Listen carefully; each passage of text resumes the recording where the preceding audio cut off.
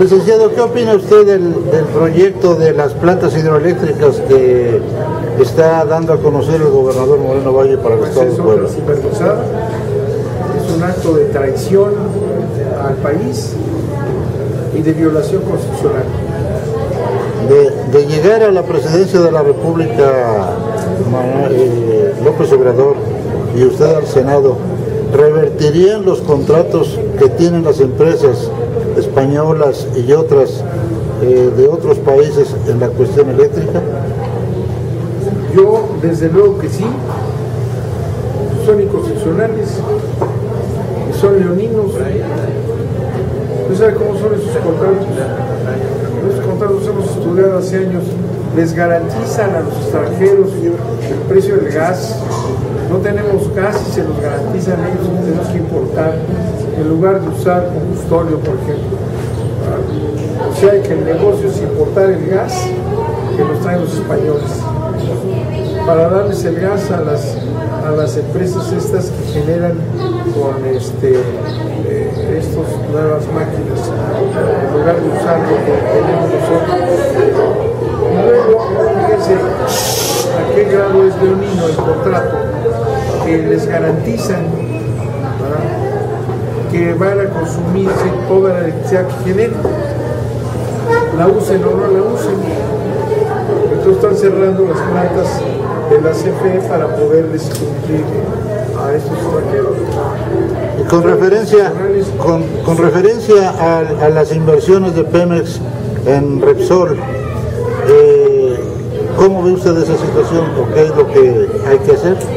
Lo que hay que hacer es investigar al director de Pemex, porque puede hacer una inversión sin autorización del Consejo de Administración.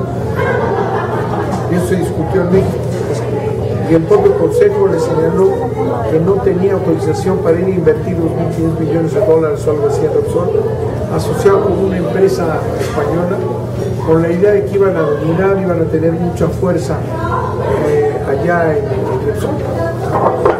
Y les hicieron la guerra. El gobierno español dijo que esa era una invasión a los intereses esenciales de España. Cuando ellos están metidos hasta la cocina aquí, eso demuestra la estupidez de quienes decidieron eso y la cerrazón del presidente Calderón, que aquí les abre todas las puertas y allá se las cierran. ¿En qué terminó esa inversión?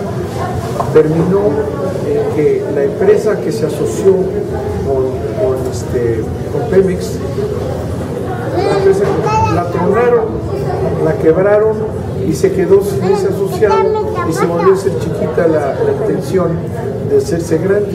O sea, hicieron una inversión absurda. Ese director de Pemex debería estar enjuiciado, no sé, por responsabilidad. No puede un funcionario decidir invertir los $2.500 millones para ir a perder en España. Gravísimo. Y es parte de toda esta descomposición como el gobernador invita a una empresa a generar electricidad cuando está en Necaxa. Bueno, es un crimen, es una desvergüenza que no tiene límite. Eso es lo que está pasando, por eso no podemos permitir que gane Peña Nieto, el asociado en este empeño.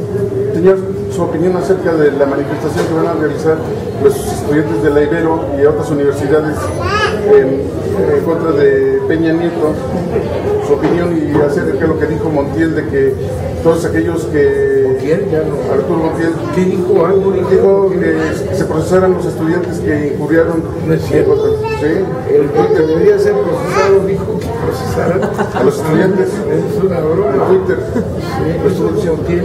Arturo Montiel. Bueno, entonces, vergüenza.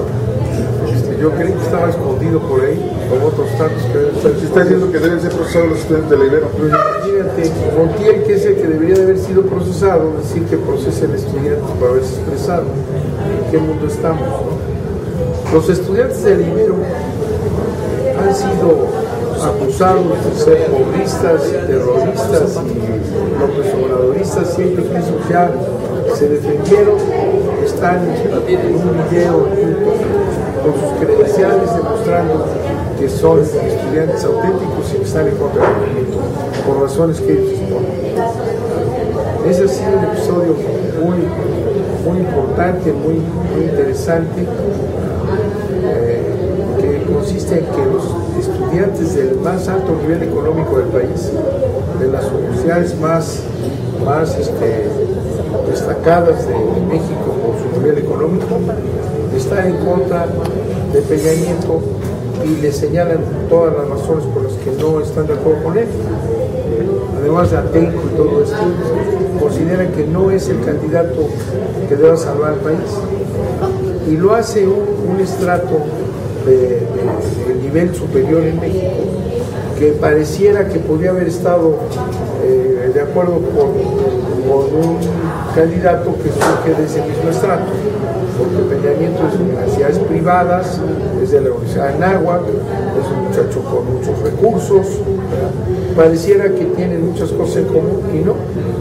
Este estrato que piensa y reflexiona dice que este personaje artificial no debe ser presidente de México. Es un fenómeno muy interesante, como ocurre en el mundo entero, que le llaman los indignados. En Estados Unidos, en Wall Street, que es el centro financiero del mundo casi, ahí muchachos también fueron a plantarse frente a los bancos, exigir y demandar justicia económica. Los han sacado, reprimido los policías americanos, y son jóvenes del mismo tipo.